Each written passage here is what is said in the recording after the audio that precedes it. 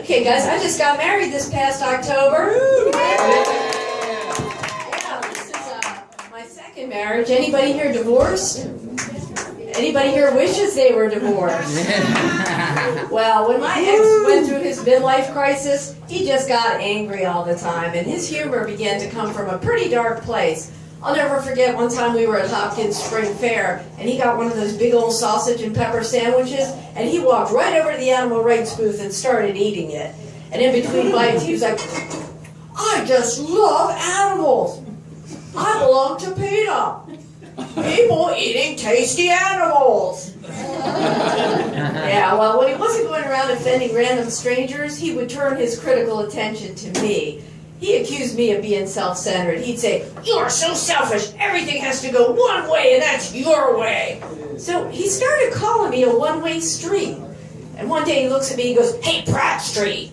I'm like, "Yeah?" "I think marriage ought to be a renewable contract." And I'm like, "Oh, really? Does that mean I have the option to outsource?" "No, it's more like the NFL, and I'm not satisfied with your performance, and I'm thinking of going out and courting free agents." I'm like, "Well, you go right ahead and do that, hon, and I'll do the same." Well, guess what, folks? I did not renew that contract. Thank you. I got me a quarterback fresh out of college. Yeah. Strong arm, lots of stamina, and he knew how to go deep. Yeah.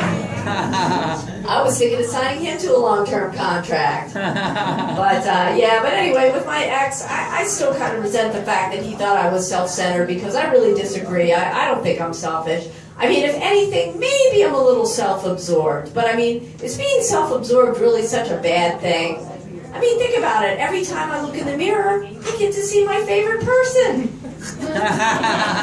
Sometimes it takes me like 20 minutes to drag myself away. I mean, I'm one of those people at the gym who has to lift weights in front of the mirrors. If there was some way I could point every mirror at me, I would do it. I'm so self-absorbed that every time I go to the grocery store, I tend to linger in the produce section to compare myself favorably with the melons.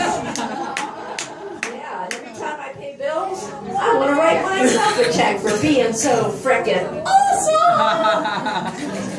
I'm so self-absorbed that every time I watch TV, I think they're talking about me. Except this one time I had on a golf tournament, and the announcer was saying, "Tiger Woods is about to face a scary hole." And I thought, well, he's definitely not talking about me. I mean, since when has Tiger Woods been intimidated by a hole? Much less mine. I mean, my hole isn't scary. If anything, it's par for the course. I think if Tiger Woods ran across my hole, he'd probably start sinking his pots. Yeah. It wouldn't take him very many strokes. I mean, it's so fun, he'd probably make a hole in one. Yeah, I could be his ticket to the FedEx Cup. Because I'm pretty sure that Tiger Woods would never bogey my hole. Oh, you guys listen to me. I didn't always have this high opinion of myself, honestly. I used to be about 50 pounds heavier.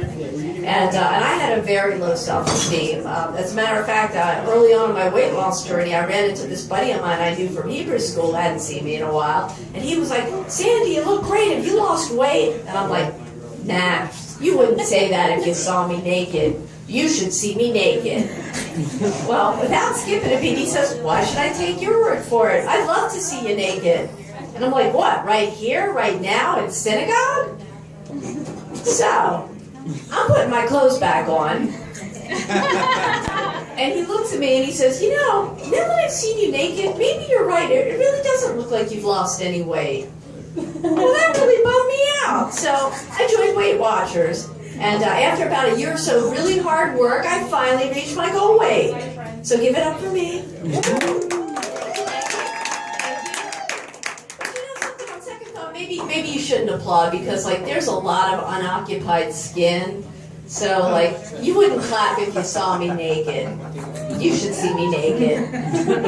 But anyway, so I lost the 50 pounds, and but no amount of keychains or Bravo stickers in the world could convince me that I wasn't still this fat chick. until I was riding on the DC Metro. I was going up the escalator at the DuPont Circle Metro station, and this big guy tries to push past me, and he's like, "Hey, would you mind moving your skinny ass out of my way?" And I'm like, "Excuse me, what did you just say?" "I said get out of my way, you skinny ass bitch." And it was like the clouds parted and the angels sang, the trumpets blared, I had finally seen the lights. Woo! I mean, skinny ass bitch, that was like the nicest thing anybody had ever said to me. So I stripped down buck naked, mounted him, and gave him a big wet kiss. Oh, guys, I'm just kidding. That didn't happen. I didn't kiss him.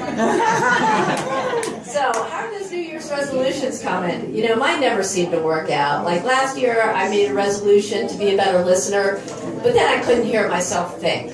Okay, that didn't work for most of you either. Okay, well, then I resolved to dress better, but I didn't have anything in my closet, so I got arrested for streaking. But, you know, I had to ask my boss how to mark that on my timesheet. Seems it happened at work. But anyway, you know, I finally made a resolution that I thought would actually help me at work, you know, be more alert and productive. I resolved to get more sleep. But, you know, that didn't work out either, because my boss kept walking in on me. Yeah. So as you can imagine, I'm always skating on thin ice at work. I mean, I'm from Baltimore. My office is just outside of D.C., and I don't know if it's that they're politically correct or uptight or what, but they just don't get me. Like the other day, I was in a meeting, and I got the grandmother of all hot flashes. I thought I was going to pass out. I mean, I had sweat dripping down my nose. I was standing myself with a notepad, and this nice young man leaned over and he goes, "Are you okay?" And I was like, I didn't want to say, "Yeah, I'm having another hot flash. Welcome to my private summer." Because last time I said that, I got a little talking to from Human Resources.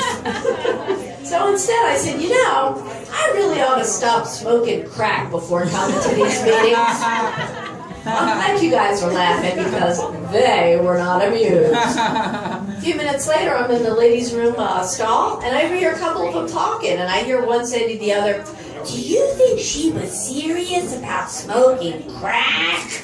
"I don't know, she is from Baltimore." I mean, I nearly dropped my pipe. Guys, I wasn't really smoking crack. I don't go anywhere near that stuff. Not when there's heroin. Oh, speaking of which, I'm late for my Narcotics Anonymous meeting, so I'm going to get out of here. I'm Sandy Bernstein. Check out my website.